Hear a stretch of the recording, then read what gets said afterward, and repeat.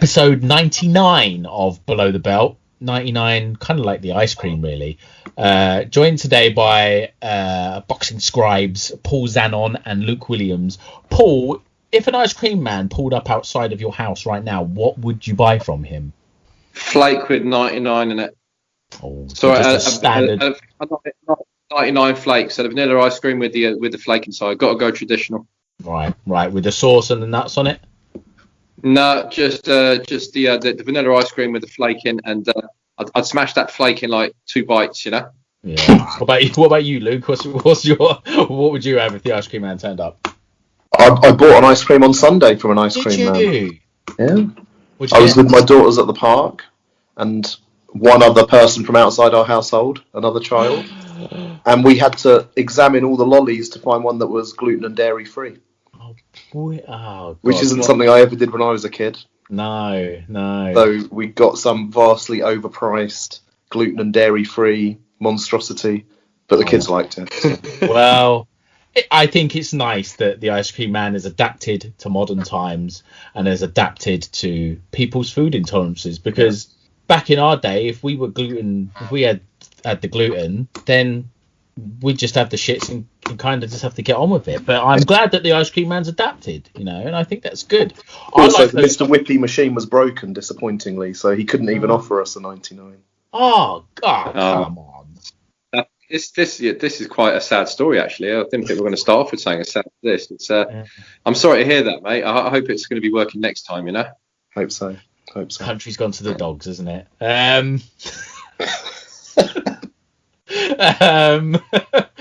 So there's not been this. We haven't done a podcast in a couple of weeks. There's not been loads and loads of boxing on.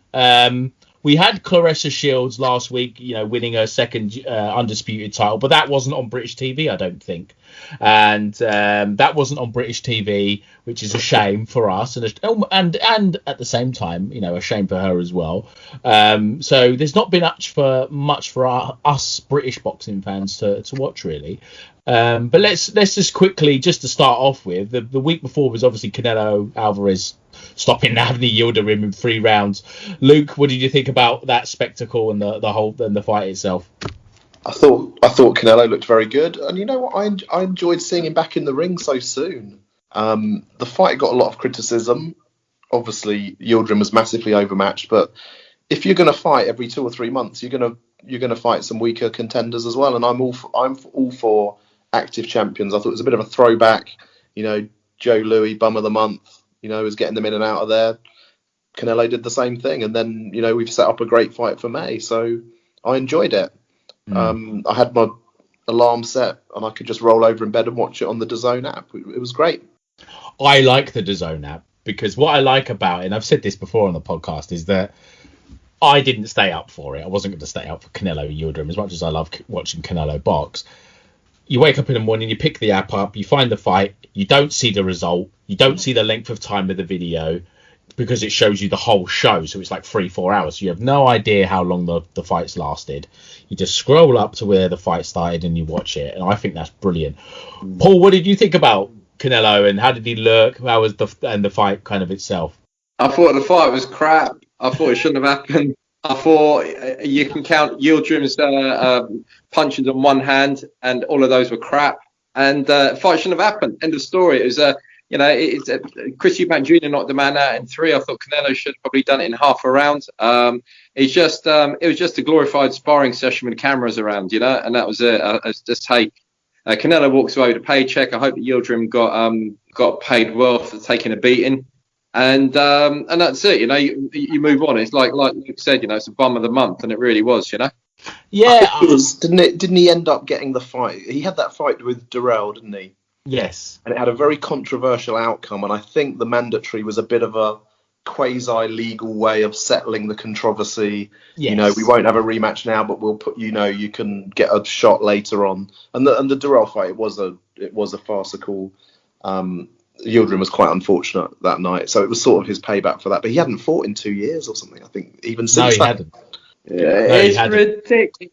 It's absolutely, if you talk about, matchmaking and literally trying to put 2 fighters, and, later we're going to get onto Gonzalez, Chocolatito and Estrada. I mean, we're talking proper fights here. It's, something that you're licking your lips to watch. But that was the other way around. I mean, that's enough to give a person constipation, thinking about that fight in the future. It was horrible. I don't want to see that many more fights like that. I prefer to watch my home team QPR play football, which is a painful enough experience, although we won last night. But I mean, on the whole, that did nothing for me, that fight. Yeah, I totally understand what you say. I'm inclined to agree with Luke. I just liked seeing Canelo fight. I love watching him box. He's the best fighter on the planet. I think that's without dispute now. And like Luke said, he's gonna box somebody. He's gonna box somebody, good in a few months. I don't think this person's got much of a chance, but we've spoken about that 100 times. And as I said on Twitter, I don't know who is going to be worse if Billy Joe Saunders manages to pull it off. Paul Danon or Billy Joe Saunders himself. I just don't know who's going to be more unbearable. Yeah. What do you think, Luke? Do you think Paul's going to be worse? Yeah, I'm definitely getting T-shirts printed up saying I said this 3 years ago, and they'll be available in all sizes from extra small to 4XL, men's, women's, kids, etc. So all colours, the whole sort of rainbow spectrum there, so that it makes sure that everybody can order one in their own preference. So what can I say? I mean, that's it's a done deal. Billy Joe wins in May. I wonder if Audley Harrison's got any of those "Yes We Can" T-shirts laying around anywhere. I wonder if he's got some of those that Paul can borrow, because it can probably shift the rest of fantasy. Jeez, if Audley lends us one, all three of us can probably get inside it. It's probably like a 4XL, So I think what I really like about what Canelo's doing, though, to go back to the serious business of this, is on the pound for pound, I probably had a Nui number one pound for pound a few months ago, 6 months ago. But Canelo, I think he's really going out there. He's saying, I want there to be no doubt that I'm the man. I'm going to fight as often as I can. I'm going to unify. And he's fought twice now since the Nui last fight, I thought. So you can't, on sheer activity as well as quality, he is the man. And I really admire that. And he doesn't want to leave any doubt out of there. He's stating his case. Good for him. Yeah, no. There's one thing about him you got to give. He's taken. Yeah, he's active. He's active, and I think you have to say for Canelo, it's he's beat Callum Smith, he's beat Golovkin, he's beat Danny Jacobs, he's gone up to super middleweight, and now he's slowly trying to win all of the belts, and he's got two. He's got rid of the mandatory. Those pesky mandatories, and now he's going to try and get the third belt with Caleb Plant, kind of waiting in the background. It makes absolute sense for Caleb Plant to fight David Benavidez, though, at some point. And because Benavidez wants the Canelo fight, I think Canelo's got a bit of a thing about fighting another Mexican. I don't know if you guys read that. I don't think he wants to fight another Mexican. So I think the only way that Benavidez gets that fight is either becoming another WBC mandatory, or winning the IBF title and going, "Hey, Canelo, I've got the last belt." I think that's one of those there, really. I think that's kind of the situation that Benavidez is in. It just makes absolute sense considering they're both with PBC as well. Paul, did you see Billy Joe Saunders' comments about his training camp? Sorry, say that again. Did you see Billy Joe Saunders' comments about his training camp? He's basically saying, "I'm there to get a paycheck and go home." Yeah, no, he's doing. That's Billy Joe being Billy Joe, isn't it? It's.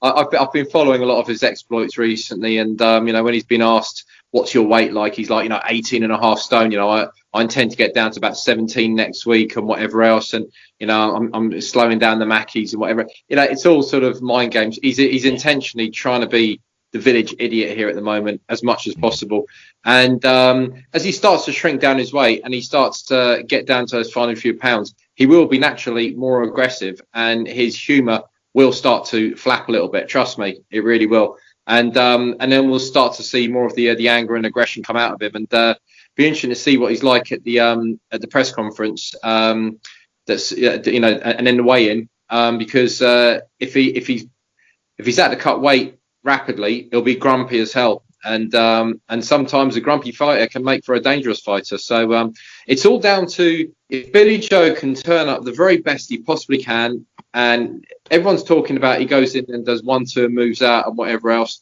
then great. But if he doesn't come up 110%, he's not going to win it. But of course, he's going to come in 110% because, like I said, I've got the T-shirts printed. He's not going to make me lose out. Yeah. No, I know Audley's already invoiced you for them. He's already invoiced you for those Yes We Can T-shirts. We all know Audley's one thing, and that's a good businessman. That man gets it. He gets it. No. It's a franchise deal, So yeah, that's it. Absolutely. I'm looking forward to it. I think it's going to be an interesting fight. But we've said we've all kind of put our cards on the table about who we expect to win, so we won't dwell on that one for too long. Luke, what I wanted to talk about next was something that was quite interesting to me. Purse bids became kind of the talk of the town last week, and the main reason for that. And for people at home that aren't sure about what a purse bid is and what the process is, go back to Below the Belt episode 5, and I go into real detail about purse bids and what they mean. The purse bid came out for Teofimo Lopez for his IBF mandatory fight against George Kambosos Jr. Everybody knows that when a fight goes to purse bid, it means it's open season. It's an auction. Anybody can bid on it. And some stories came out after Triller won the purse bid instead of Top Rank, who's Teofimo Lopez's normal promoter, that Top Rank were trying to stop other people bidding on the fight. What did you think about that, Luke? Yeah, it's very interesting. I think Coppinger broke it, didn't he? Yes. He somehow got his hands on an email from was it Todd Dubuff from yes. Top Rank contacting DAZN. They were trying to. I mean, in the event, actually, what it seemed was being plotted on the email didn't come to pass because DAZN and Eddie Hearn did make a bid. But obviously, Teofimo Lopez was pretty upset about it. He's commented on it. Looks like it's caused a bit of a rupture between him and Top Rank. And, it was a great story by Coppinger. He gets a lot of flack, Coppinger. Yeah. But, he does get in there with the scoops. That was a great scoop. I think it was a great story. And, I love this sort of, the business around boxing is part of what makes the sport so entertaining and such fun. Looks probably like Lopez and Top Rank are going to split at some point. I also think Triller getting involved after the Tyson Jones is an interesting development as well. So I love a good purse bid. I need to check out episode 5, obviously. Yeah, it was an interesting one. Paul, what do you think about the idea that Top Rank are trying to limit the earning potential of one of their fighters? Yeah, that's not really good. I mean, it's they're going in the ring. They're putting their life at stake, and they should be trying to maximise, never trying to limit the amount for these guys. It's that fight could be their last fight. It literally could. It's a very, very dangerous game. It's a very dangerous business. The fact that they're trying to sort of put caps in this, I mean, Jesus, it annoys me about as much as putting a cap on the NHS's salary. It shouldn't be happening. There should be a little bit of elasticity in there. It's annoying. The other day I saw Lou DiBella Entertainment's launching, and that put a bit of a smile on my face because Lou's he's a stand-up guy, and I think he's going to be good for the sport. And I think that if it doesn't work for him, it won't work because for whatever reason, financially, infrastructure-wise, whatever. But he's a man of integrity. And I know that if he gets involved in something, that the fighters will be the genuine concern for him. And he'll make sure that he literally fights their corner financially, administratively, managerially, etc. So I just kind of get the feeling sometimes that Top Rank really sort of fly by night when it comes to supporting their fighters. It's literally depends on how the wind blows in terms of opportunity. And they'll sell their fighter downstream for a bigger paycheck, and that's not good to see. I mean, the whole sort of Triller thing, whatever else. Just to put a point, I mean, I've got nothing more to add really than what Luke said. I think he encapsulated it perfectly. But again, we're coming back to the Teofimo Lopez George Kambosos Jr. fight.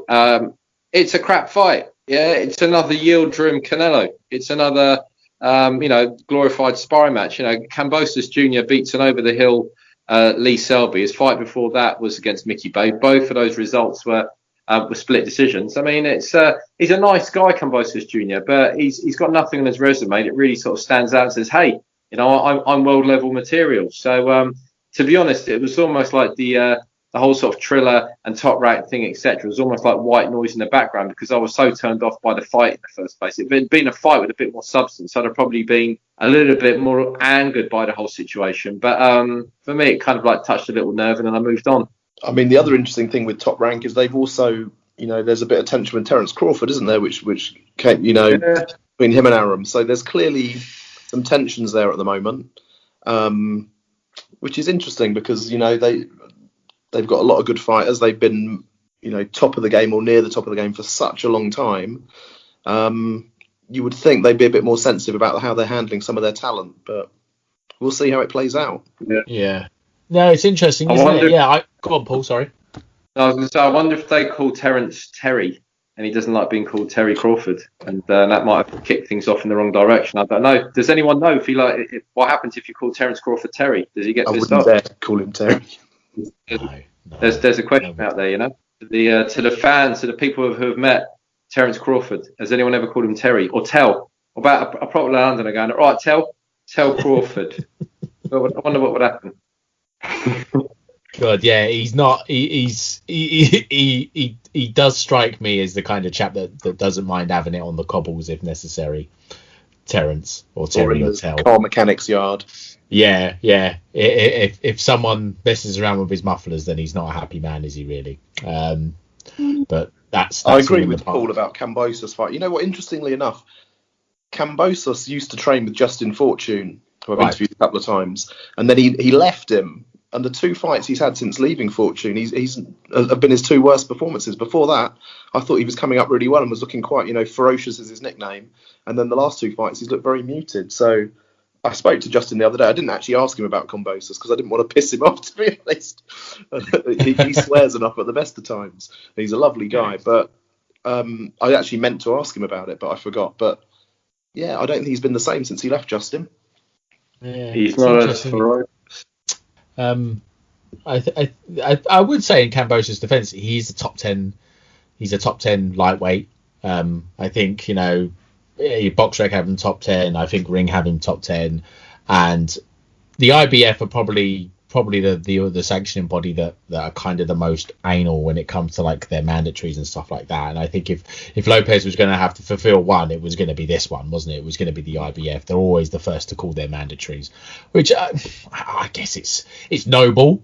It's noble, but it kind of gets in the way of the real fights, really.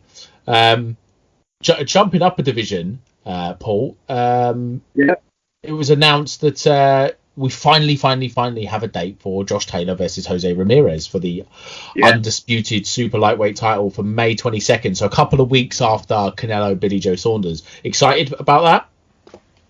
Yeah, no, absolutely. Yeah. I mean, to be honest, you're looking at two fighters there with sort of parallel records that work really, really well. This is good matchmaking. These are fights we want to see.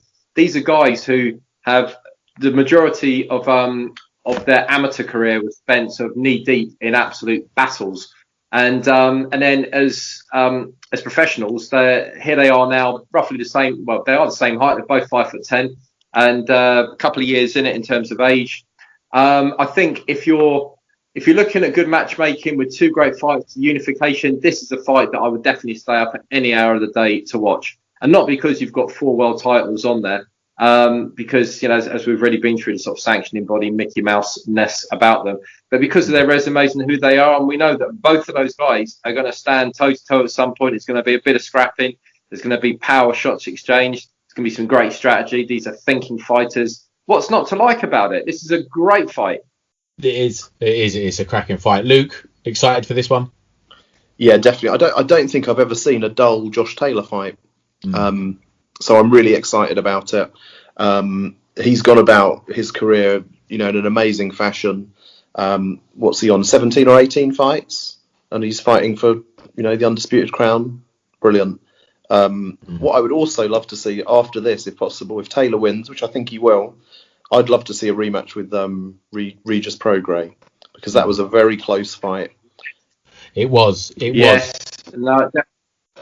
Yeah, and if failing that to happen, I would love to see Prograis against Gervonta Davis because there's some great banter going on between those two at the moment, and that's, we're going to come on to, Gervonta in a bit. I'm going to squeeze him in a bit anyway, but in terms of the sort of 130 to 140 limits at the moment in there's some absolutely cracking fights being organised, and less of the bum of the month, but genuine contest. Apart from Teofimo Lopez against a guy from Australia with a 19-0 record and 10 knockouts. Squeeze him in now, Paul. Let's talk about Tank, because I saw all that stuff on Twitter about Tank kind of saying he'd beat Prograis. I first saw that initially, and I thought, you're mad. He's 10 pounds heavier than you. What do you think about all of that, Paul? Okay, so I'll tell you this about Gervonta Davis. He's had his ups and downs. He's had his battles with the scales. I think he's had his own personal demons. But when that man comes in to the ring, it's a bad night for everybody, apart from his team and himself. You've got to remember, he's had 24 fights and nobody has lasted the distance. He's got 23 KOs to his name. The other one, for the records, is that the person retired. So technically, it's like 24 knockouts. So, he fought against Leo Santa Cruz last time. He's shorter than most of his opponents. He's 5'5.5". What he lacks for in terms of height, he makes up for in terms of speed, power, boxing brain. And when he's in the zone for training, he is unbeatable. And I interviewed his trainer Calvin a few months ago for Boxing Social. And he said, he's trained a lot of people. He said, but when Gervonta's in there, he says, I don't really need to say much. He said, I just watch him do his thing. And he says, and there's a bit of fine tuning. It's a natural talent. So Teofimo Lopez, Gervonta Davis, who will I go for? I'd go for Davis. To be honest, at 135 and 140, he could technically beat the lot of them. You couldn't outrule the lot of them. The 140 is where the real tests are going to be if he decides to go up there. And if he was to take on the likes of Regis Prograis or the likes of a Josh Taylor or a Roman or a Ramirez, then that would kind of cement him in terms of greatness, because if you're fighting guys who are like about 5 inches taller than him. But I genuinely believe at the moment, Gervonta Davis, 130, 135, I think he's untouchable. And that's including Teofimo, ring fight of the year, etc., etc. And forget Devin Haney and all the rest of these guys. I think Gervonta is the man. Well, look, Paul, I'm not going to disagree with you on his talent and his potential. But what I would say, I think either whether this is from him or his management, I think his career has been poorly directed. He's 26, I think. Compare him with Josh Taylor, who's had less fights, has been in the World Boxing Super Series, has unified, is now fighting for undisputed crown. Davis's resume is poor. Apart from Santa Cruz, who is a small guy moving up, he struggled a little bit with Gamboa, and apart from that, there's not really anything of note on his resume. Eye test, absolutely. I think he's a great talent, but it's a bit like I think they once said about Nassim Hamed. It's like driving, you've got a Ferrari and you're driving it at 20 miles an hour. He needs to be much more ambitiously matched. He's got such potential. I don't know if it's him or his management, but something has not gone right there. He should be a massive superstar. He should be unifying titles. He should be everywhere. And he's not. And I'm worried that, there's a touch of the Adrian Bronas in terms of how he managed his career, jumping from weight to weight, never settling anywhere, never dominating, never cleaning out a division. That's what I want to see Davis do. Yeah, I think he's had brilliant opportunities. Really, I think it was Floyd Mayweather himself that kind of said, "Oh, he's not ready for Vasily Lomachenko." Imagine he was the guy that took Lomachenko's O. Imagine that he was the guy that did that. Imagine he was the guy that knocked out Miguel Berchelt, because Berchelt dominated at 130 pounds for a good while, and now Oscar Valdez has gone in there and done the job. He's at 130 pounds. I'd like to see him stay there. I'd like to see him fight Oscar Valdez. I think that's where his power is. He's made that weight 3 of the last 4 fights. So he is a super featherweight. I know he gets thrown in the lightweight mix because he had that one fight at lightweight and he's got a belt there. But he's a super featherweight. He can clearly make the weight. He should make it and fight Oscar Valdez. Or if Lomachenko goes back down to super featherweight, then fight Lomachenko. Like you're right, Luke. You're absolutely right. And he always seems to be getting into some sort of trouble. He always seems to be doing something stupid, basically. Tank. And I love Tank. I don't want to give the impression that I don't like him. I'm sort of speaking out of frustration, because when you see a talent like that, you want it to be maximised, and I just don't feel it's been maximised. And whether that's due to errors by himself or his management, I'm not sure, because I'm obviously not there in the room when they make these decisions or he makes these decisions. But I think there's been some bad decision making there. Yeah, no, I agree. He's got his he's certainly got his demons out of the ring. That's without a doubt. But I mean, it's like if you look at Jamel Herring and Carl Frampton, I say he beats both of them. And it's, in terms of 130, I think it certainly clear up. I think there's some tasty fights at 135 there. But when you hear the likes of Regis Prograis and then him getting into beef, you do start to think to yourself, wonder what can happen here, So it's all tantalising stuff. And Luke's written a fantastic piece about the new Four Kings. Is Boxing Social, is it, Luke? Yeah, that's right, mate. Yeah. Mm-hmm. Yeah. So it's for everyone listening, it's a great read where you can get the sort of holistic view on the real talents out there at the moment. Ryan Garcia, Gervonta Davis, Devin Haney, and Luke. Fill me in on the last one. Sorry, I'm having a brain. Oh no, well, the Four Kings that I've done, mate, aren't the ones who don't fight each other. Who are the ones that you're talking about? Mine are the Super Flies. Yes, let's talk about that now. Okay. Let's talk about that now. Let's talk about this weekend's fight. Yeah, let's talk about this weekend's fight, because I've been reading those, Luke, and what I've also been doing is watching some of the old fights, watching some of the old Four Kings fights. I watched the first fight, and we're obviously talking about this week. We're talking about Juan Francisco Estrada against Roman Gonzalez for the WBC, WBA, Ring Magazine, and Lineal Super Flyweight titles this weekend on DAZN. I'm really looking forward to it.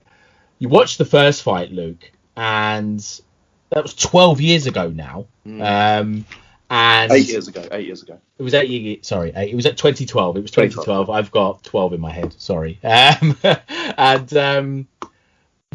I noticed from watching that was Chocolatito was the naturally bigger man and used his strength and used his physical his power to kind of walk Estrada down. I don't think we're going to get that fight this time. What do you think, Luke? Yeah, I agree. The other thing we've got to remember about that fight, which was at light fly, Estrada was coming down in weight. Oh. He'd been fighting mainly at fly, so he has spoken or claimed sort of since that he was a bit weight weakened by that. And obviously that was his first world title fight. I think it was Chocolatito's 6th or so. Yeah. There's 3 years age gap between them, so obviously Estrada was almost still a novice then. Gave a great account of himself. I think the scorecards were too wide, to be fair. I thought Gonzalez won, but they were too wide. And in a sense, the roles have reversed since then, because at that point, Gonzalez was the favourite. He was the man in possession. And now it's reversed. Estrada's the man in possession of the belt. Chocolatito's had some setbacks. There's question marks. Is he past it? So Estrada's now the favourite. And I cannot wait. I mean, I'm getting goosebumps about this fight. I've been excited for weeks. I've rewatched all the previous 9 fights involving Cuadras, Rungvisai, Estrada and Gonzalez. So I've just been in a sort of super fly, obsessive haze the last 2 weeks, which Boxing Social have been kind enough to indulge my endless. I think I've written 14 articles about this fight or something ridiculous. So I've slightly lost the plot, because I'm so excited. I don't think you can be too excited for a fight like this. I think it's set up to be a classic, and I think possibly 2 years ago, 2.5 years ago, 2018, the fight looked gone, didn't it? The rematch looked gone, and now with the Cal Yafai win for Chocolatito, and then the Israel Gonzalez kind of tune-up, Chocolatito's back in the mix again, and it's a live fight again, isn't it? Yeah, I'm as excited as Luke about this as well. And if memory serves me, both Luke and I picked Chocolatito to beat Cal Yafai when a lot of people said that Yafai would run him over. And I just remember saying, I don't think he'll just win. I think he'll stop him as well. And a lot of people saying, you must be crazy. And I was going, no, trust me, he's got too much for the kid. And I think too many people concentrated on the Wangek losses. And for me, I just think Wangek was kind of like the Ken Norton to Muhammad Ali, what it was Chocolatito. It's just a difference in styles. And if you look at Estrada, they had the two fights. And he loses a majority decision against Wangek. And he had his style all figured out. And then he beats him on the rematch, albeit a close fight because Wangek's as tough as hell. But Gonzalez come back against Yafai, and it made everyone go, whoa, he hasn't been anywhere. He's still here, and he's still got all the form. So, yeah, like you said, when he had a tune-up against Gonzalez, and then Estrada was lined up for the next one, it was like, oh, yeah, it was popcorn time. Let's bring it on. And so you've got the it's funny, you always look at the titles that are on the line here. You've got the WBA Super World Super Fly title, and yes, I said super twice in there. Just call it the Super Duper title if you want, or whatever. WBA straps and WBC strap. I could not give two shits if they were fighting for the TK Maxx brown and reversible black belt in there. Get these guys in the ring, and you're guaranteed the best quality of tear up. And at this weight, this height, the spec of both these guys, it's fantastic in the history they've got. This is a fight to get up for at any hour of the day, wherever you are. Got to watch it. Yes. What a sell there by Paul. Just so you've got to watch it. It's going to be brilliant. It was like Eddie Hearn was in the building, Zanon. That was great. Yeah, I know you've missed you. Well, I was about to say you've missed your calling, but it's not too late. Zanon Promotions has a good ring to it, doesn't it? The other thing as well that I think makes it even more intriguing, and you talk about the Yafai fight, Paul. I mean, Yafai was Gonzalez was the outsider, which is just looks inexplicable really now in retrospect. Yeah. But also Estrada's last fight against Quadras, Estrada looked like he'd maybe lost half a step, and that makes it even more intriguing because Quadras has had a rough time, hadn't been in form, was away in rehab for alcohol and drug issues, and he nearly took Estrada out. And here's my little not very well-known fact about Estrada Quadras. Round 3, Estrada is knocked down. Yes. Okay. He's in trouble. He's on the ropes. The bell rings. That round was 25 seconds short. Oh, that's no good. Which apparently did get some discussion in Mexico after the fight, but I'd not seen this mentioned. I was rewatching it the other day, and DAZN actually made some errors with their timing in that fight. They started out at 2 minutes on the clock. And then you heard the clappers. Well, I think that the end of the round. I think Quadras has the right to. And then I retimed the round. It's 25 seconds short. So Quadras, I don't think he would have stopped him, but it's interesting. And that throws another factor into the mix. Has Estrada those wars with Wangek or Rungvisai, whatever name we're using, depending on the Thai sponsor? Have those taken a bit out of Estrada?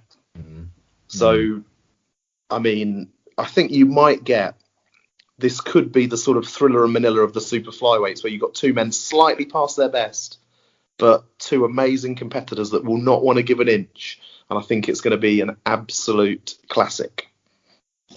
Yes, and I totally agree. I mean, interesting, in terms of their monikers, you got Estrada, who is El Gallo, which is the rooster. Just make sure it's the rooster, not the chicken, because the latter kind of sounds like more cowardly and it's not good for a boxer. But El Gallo, the rooster, I mean, it's an interesting name. I'd like to know how he got that, if anyone can shine any light on that. Pop some answers to the podcast. But in terms of Chocolatito, well, listen, I'm a massive fan of his, I've got to say, and I'm going to pick him in the fight.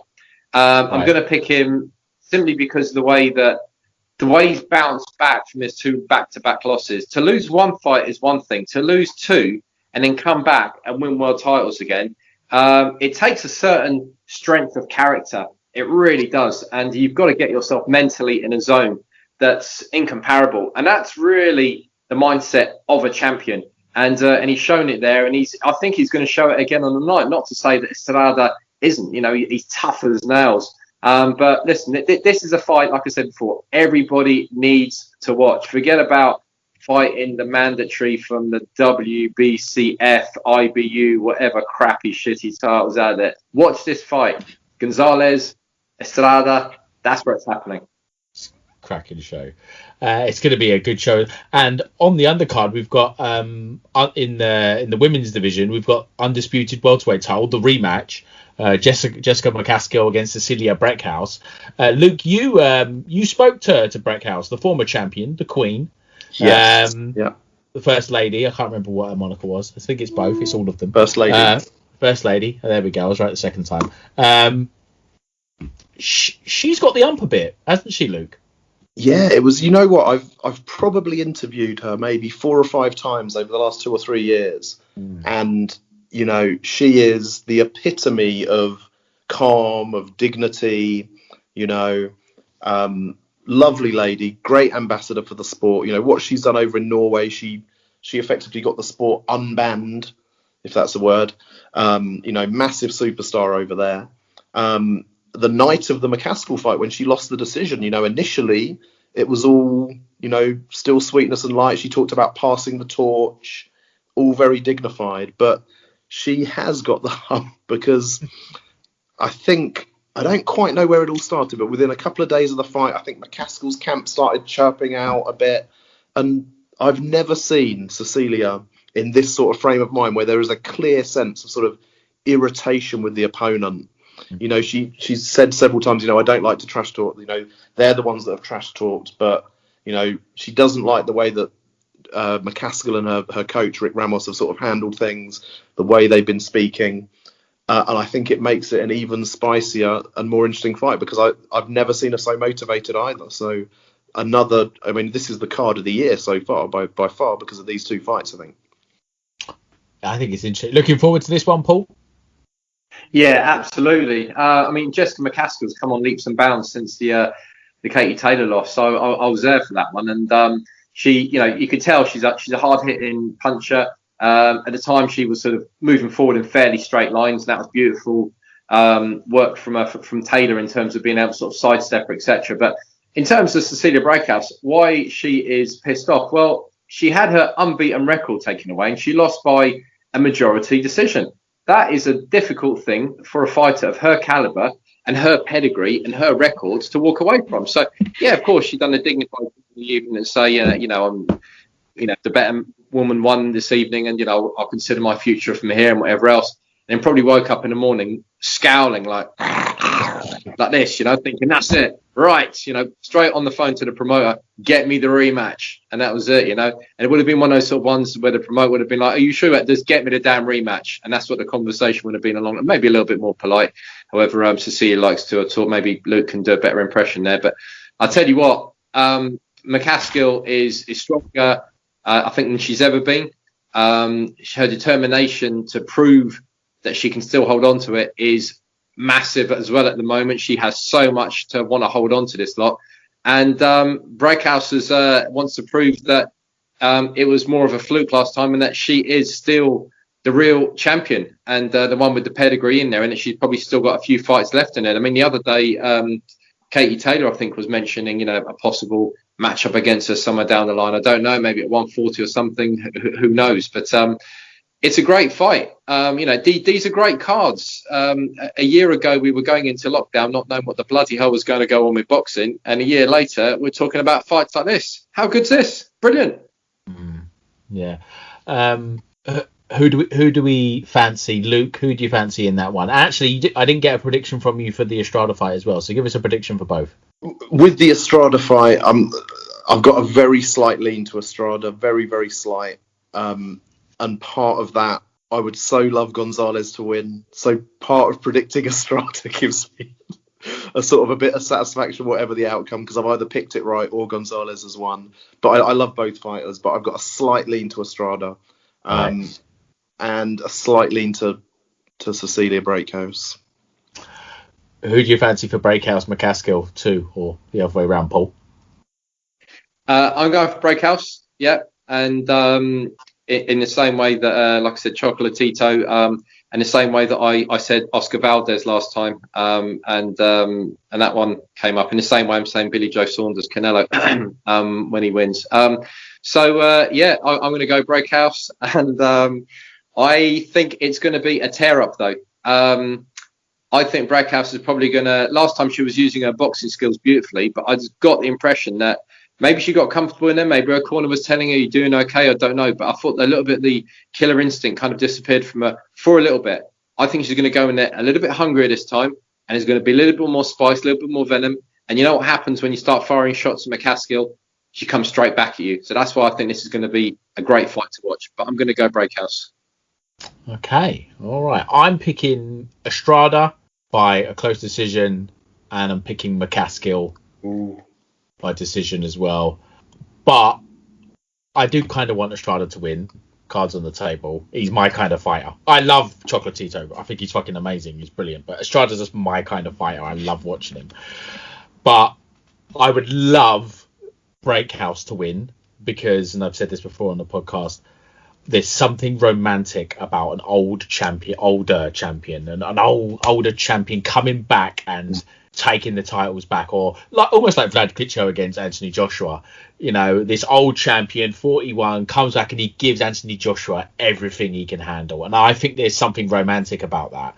And so I would love to see Breakhouse move her around for 12 rounds and win 120-108. I would, well, 10 rounds is 100 to 90, isn't it? I would love to see that, but I think McCaskill is going to win again, but we shall see. I'm looking forward to it. I'm really, really looking forward to the card. I just want to touch on something that it's kind of linked to the Estrada fight. We were talking about Cao Yafai, and how Cao Yafai was the bookie's favourite going into the Chocolatito fight, and so we did get a question a couple of weeks ago. They're kind of linked, the two questions. They're from Mike Phillips, who's a regular listener of the podcast, and a chap called Steve Baum, who sent us a question. And I'm gonna read the tweet kind of thread that what happened. So Steve asked, why are all British fighters losing at the top level? And then Mike asked, by extension, further to that, are we, the British boxing public, guilty of believing the hype around our fighters? What do you think about that, Paul? Ooh, are we guilty of? You're always gonna have a bit of what would you call it, natural bias towards your nationals wanting to win. Of course you are. You know, even when I'm sort of sitting ringside watching a fight, and I know that the British fighter is the underdog, I'm still going in there wanting them to win. Will I blow the trumpet to the point where I say they're gonna beat them when there's not really a chance? Probably not. No. If it comes to actually predicting it, no. You know, I mean, you know, Billy Joe Canelo pointing. You know, there we go. You know, no, but as I said with Cao Yafai, I think it was me and Luke at the time there. We were one of the few to say Chocolatito is going to be too much for him, and it kind of comes back to before when I think Luke was saying about the resume of Gervonta Davis and where he'd got to.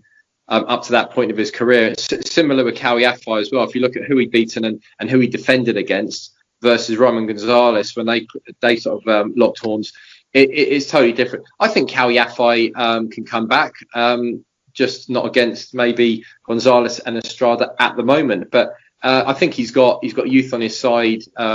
Ish. He's 31 now, but I still think that he's fit enough and he can still win a world title of sorts. I don't think he'll be a prolific champion if he does, but listen, Cao Yafai he's representing in the Olympics. He became world champion. To have your only loss against Gonzalez is a cracking loss to be possessing, you know. So, but are we guilty of? Yeah, of course we are. I mean, it's like, you know, Frank Bruno against Mike Tyson, you know, which I know we're going to sort of touch upon. Everyone wanted Frank to win, but come on, it was Mike Tyson. Yeah. Luke, what do you think? What's kind of your point? What do you think about that question? What's your kind of opinion? Yeah, I mean, part of it is led by the tabloid media. If you're talking about sort of things like Bruno Tyson, and we've got a very fervent and quite nationalistic tabloid media in this country, so that's part of it. But also, you know, in a way, we punch above our weight commercially on the boxing scene. Obviously Eddie Hearn's a British promoter. He's one of the leading promoters in the world. So I think it's inevitable British fighters are going to get maybe more opportunities than some fighters from some other countries, and therefore they're going to come up short maybe more often. But we got Josh Taylor, who's the number one in his division. Callum Smith was the number one in his division. Fury and Joshua are vying for number one in their division. So I think the state of British boxing is pretty good. But yeah, I think there is a tendency to overhype our fighters, but that's been going on since since World War II, or if not before. It's always been a case.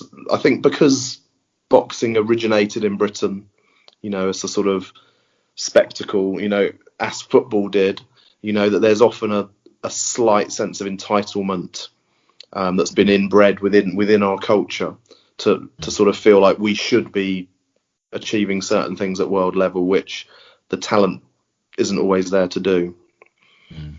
Yeah. Okay. Yeah. That's interesting. That's an interesting point. And I think it's very, very easy. We are us three. We all spoke about the British title and the importance of it, and we've all sat there and watched a cracking British title fight and watched one guy come out on top, and then. British title's a good level, and I think it's quite easy to get caught up in that moment and think, this guy can do something. This guy's a really good fighter. And they are a really good fighter. They're a really good fighter at British level, which is a good level, but it doesn't always equate to they are a really good fighter at the elite level. And I think what we're seeing in modern boxing, I think if you look at the WBA regulars, I think you can be tricked into thinking that world titles are easy to get. But what it has been happening over the last few years is that fighters are unifying more. And so those opportunities for British fighters to win I'm doing the air quotes, cheap world title aren't really there right now. It's not happening. I think the only one of our British fighters that's got a cheap world title was Billy Joe Saunders, who's, never been the number one in any division ever. I've amused myself. I'm sorry. But I think now it's harder. I think it's harder now. Usyk became the undisputed cruiserweight champion. Taylor and Ramirez are about to unify. Tyson, Fury and Joshua are about to become, going for unifications. This weekend we've got ESTRADA-CHOCOLATITO. Everybody's unifying now. We didn't have an undisputed champion from Bernard Hopkins against Jermaine Taylor until Crawford unified. That was a good 15 years apart. There's a question which I'd love to get fighters getting ready to fight for world titles or around that level, and the question would be, if you have the chance to fight for a world title in your next fight, or you get the chance to fight for 3 times the person in your next fight, and it's not for a world title, what would you take? Because at the end of the day, you're winning a world title to gain that financial traction. However, it's not necessarily always mean that you're going to get those big bucks in there. Someone like Chris Eubank Jr. has always had a fantastic team around him and advisors, etc., and has been involved in some fights which haven't always been for sort of world title or whatever it may be. And he's got paid very handsomely because he's a very entertaining fighter, and he brings a lot of sort of he's got the sort of the bad guy, the pantomime bad guy sort of character about him, etc. So it's one of those like David Haye when he fought against Derek Chisora. That was, let's just call it a fight in West Ham. Earned them both a shitload of money because they managed to build up a massive hype between them in the media. And that's what it comes down to. It all comes down to, in the public eye, who wants to see this fight the most. And those two have managed to build up one hell of a rage after the Chisora-Vitali Klitschko fight. From there, it all went off, and the whole, sort of Adam Booth, etc., etc., etc. So, yeah, it'd be interesting to find out if you were to ask the fighter, say, right, you've got one fight left in your career. You can either get 3 times the purse, or you can win a world title. What would you want?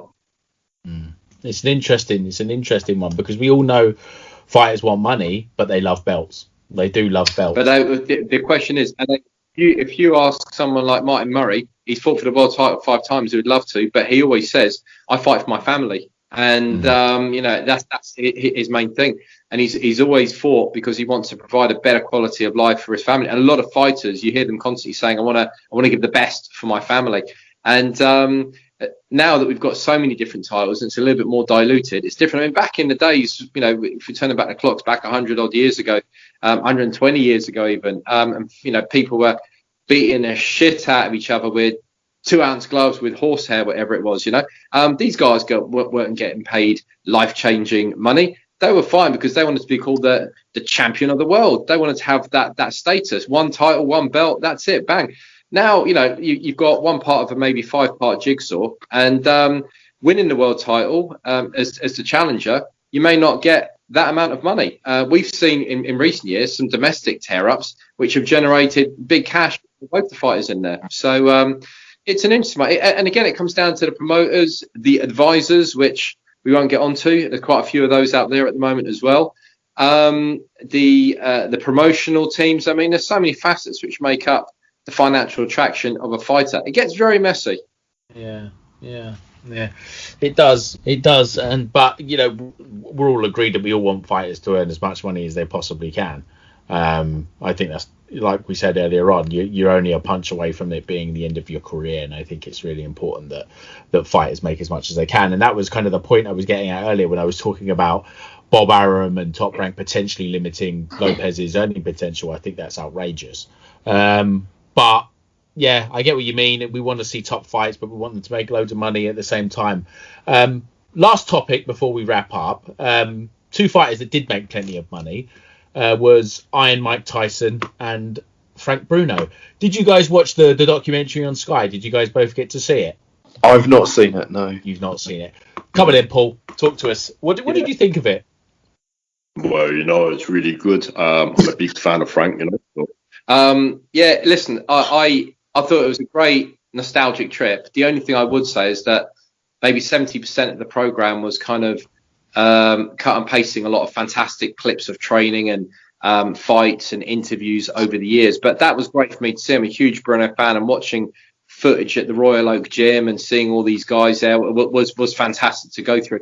The only I guess maybe let down from Sky's half was that the trailer kind of led you up a path to think that it was going to be a program about Tyson and Bruno, and that there'd be a bit more interaction in there, because in the first 30 seconds of the trailer, you see like Tyson opening the door, and he said, "I'm coming for you, man, I'm coming," and he sees Bruno at the door, and then they have a hug, and they're sitting at the sofa. I thought there was going to be a lot more of that, but it was kind of like just the last 10 minutes, albeit that was 10 quality minutes, and maybe not even 10 minutes in total, but it was really great. It was almost sort of tear-jerking material, that. But what you did realise was this, is that Tyson never hated Bruno at all. There was genuine love for him. There really was a lot of respect for him. Tyson, I think, made over $500 million and blew every single dollar. And Bruno retired a rich man, and to my understanding, has managed to hold his fortunes. And but it was nice just reliving the whole moment. You pretty much know all the material in there, apart from the brand new interview they did in 2020 last year to cap off the documentary itself. But I loved going through the nostalgia.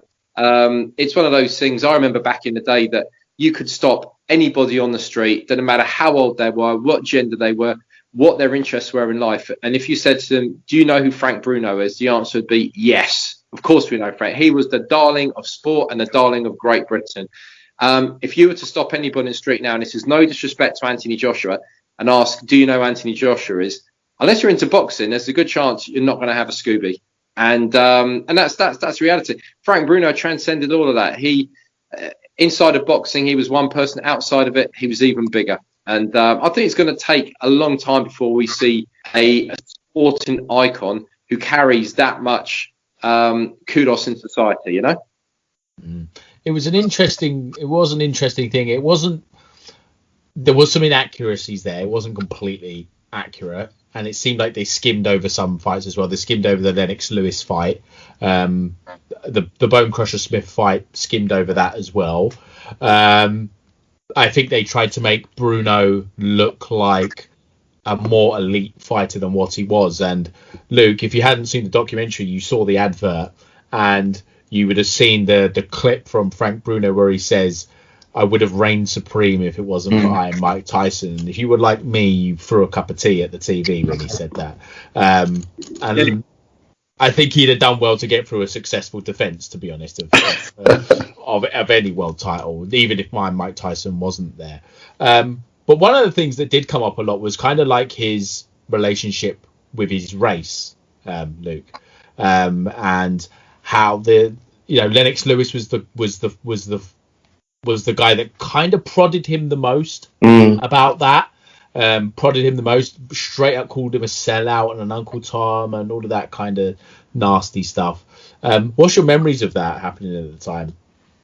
Yeah, I mean, my memories I haven't seen the documentary, as I say, but I've got so many memories of that era and watching Bruno fights, and as pretty much any kid of sort of 9 or 10 years old growing up in Britain at that time, I was a Bruno fan. I remember listening to the Tyson Bruno fight on the radio in the middle of the night and having to go to bed early so that I could wake up and listen to it. And I remember my mum and dad had some people round for dinner or something. It's a very middle class scene, and the people that were around for dinner were like, "Well, you're getting up to what? Listen to boxing." There was this, and I had to sort of defend boxing and get in this big debate and stuff. And then actually this lady who'd come round for dinner and had listened to my defence of boxing and why I found it interesting, then sent me my first ever boxing book, which was Joyce Carol Oates on boxing. She sent it through the post to me, saying, this is a writer who, like you, has an inexplicable interest in boxing. So, yeah, lots of memories. With regards to the Lewis thing, I've noticed in interviews I've heard, Bruno and Lewis haven't really come to a sort of understanding, have they? There's still quite a lot of bitterness on Bruno's part. And I completely understand that. I mean, it's sort of reminiscent of what Ali did to Frazier in a way. And I do think, I've got massive admiration for Lennox Lewis. But I do think he crossed the line there. I think it was unfair what he said about Bruno. I don't know if he's tried to make amends about it, but I sort of feel a bit bad that there's that bitterness between them. Or certainly on Bruno's part about it. And I've seen a couple of interviews with Bruno in the last few years where he said, look, I really rate Lennox Lewis. He was a great fighter, but as a person, no, because of what he said. And that's quite sad. And for Frank, who is the nicest, most amenable guy, to say something like that must have deeply hurt him. Yeah, it's not a nice thing at all, really, that he said. And I imagine Lennox did it for the fight. He did it to sell tickets, to get a reaction, to get to win the mind games kind of thing. But I think Lennox Lewis, he'd not outright been called that, but he's been questioned a lot about, you're a Canadian, you're not British, all that kind of stuff. You're just a tea drinking, pom or whatever. It's you'd think they would fix it. It'd be nice if they could fix it. But it was a good watch. Can I just say that as you mentioned about Bone Crusher Smith fighting there and Lennox Lewis, Bruno was actually ahead on the scorecards in both of those fights when he got stopped.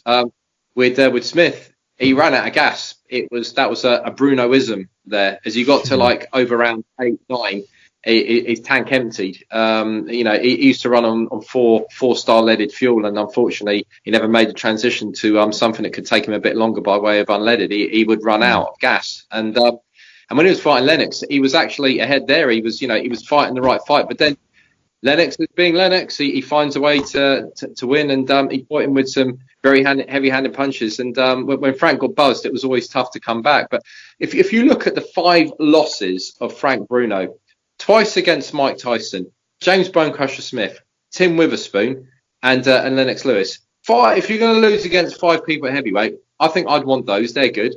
And then if you look at his wins, 40 wins, 38 knockouts. The man could hit, no doubt about that at all. And if you go through his record, I think everyone up to European level in there, he spanked well and truly. I don't think there was ever going to be any issues in there. But it was always the Yanks. The Yanks always had somebody who were just a little bit above there. And I remember Tim Witherspoon was almost the equivalent of an Andy Ruiz back in the day. He had the old flabby tits bouncing around, and everyone would make fun of him. But my goodness, I mean, when he fought against Larry Holmes, I actually thought he won that fight. I've watched it a few times since, and great fighter. And another one whose career was wasted because he sort of went down the whole sort of drug abuse sort of route. But hats off to Frank. He had a fantastic career. As he had a documentary about him, because the Lennox one came out recently, which was really good. But as Frank had a documentary, not on his own, I don't think. I think this was as close to it as I think you're going to get, really. I don't see any other network that are going to do that. But yeah, I thought it gave a fair reflection of his career, even if it wasn't completely accurate. They didn't give it the ESPN 30 for 30 treatment, where they it's a little bit more microscopic. But I enjoyed it, and I think for the casual fan that doesn't know a lot about Frank Bruno and Mike Tyson, I think it's a good watch for them. But anyway, we'll wrap it up there. Thank you guys so much for your time once again. Paul, just let us know quickly, A, where people can follow you, and B, what you're working on right now. I think it's at Paul Zan on 1972 Twitter, something like that. Otherwise, you can usually catch me on Crime Watch. There's usually a photo of me robbing a bank or something in there. What I'm working on at the moment, I'm trying to get hold of Demetrius Andrade. I'm doing a piece for The Ring at the moment where I've already interviewed Liam Williams, and I'm trying to get hold of Demetrius so I can sort of wrap up this lovely article between the both of them. But Demetrius is sort of ducking me at the moment. I've got one of his team currently trying to organise the interview, but if not, the interview with Liam was great. Liam's always value for money. He's fantastic. He literally doesn't pull a punch. The funny thing about Liam Williams, I say, is that I've met him on a number of occasions, and when you meet him out of the ring, he's the softest spoken, most polite guy you could ever meet, and he genuinely turns the media hype on just for the fights. And he's another one of those ones where when he stops boxing and you speak to him, you're always going to wonder, is that the same bloke that was like really spicy and peppery with all his comments on Twitter and the fucks and the bollocks and this, that and the other? Because it's really total opposite to what he is. Apart from that, got another couple of articles on the way soon. There's one for Boxing Social coming out soon in the next edition with a certain female superstar. And that's it for the moment, I think. I did a piece on the late great Joe Lewis for British Vintage just recently, and that was great. I did a lot of research for that. I'm a huge Joe Lewis fan, and the tragedy of one of the best heavyweights of all time, who still holds the longest solid unbeaten streak of 11 years, 26 defences, still stands and will take a long time before that's beaten. But his whole sort of rags to riches and then back to rags again is quite a sad story. But when I was going through and looking at the fights and the people he beat and the way he did it, what a man. So yeah, that's on the British Vintage Boxing website as we speak. I've been told, and I'm not going to give you the opportunity to reply here, Paul, but I've been told that 1972 is the number of women that have shared your bed with you. Luke, let us know where people can follow you and what you're working on right now. How to follow that? I'm Boxiana Journal on Twitter, and I'm now on Instagram. Since last week. Not just on the old Boxing Monthly account, but now on my own account, which is also Boxiana Journal. I'm actually going to take a couple of weeks off. I've done about 15 articles about Estrada and Chocolatito, and I'm a bit burnt out. I've just gone back to my day job, and I've got quite a lot on, so I'm going to be taking a little bit of time out. I've got a couple of potential irons in the fire, which I can't say much about at the moment. Like Paul, I'm in the next Boxing Social digital magazine. I know who he's spoken to, and it's a belter that he's got in there, so I'm looking forward to that. And yeah, beyond that, I'm just going to take a little bit of a break, enjoy the fights, and then sort of regroup. And I'm trying to do a few things around my Richmond book as well, in terms of potential possible film, TV type things, but I can't say much more than that. Okay, all right. As long as you've got time for us, that's all that matters. Always, man. Luke, really. Always got time for us. All right, chaps. Thank you so much for your time, and I'll see you next time. Thanks a lot. Good work.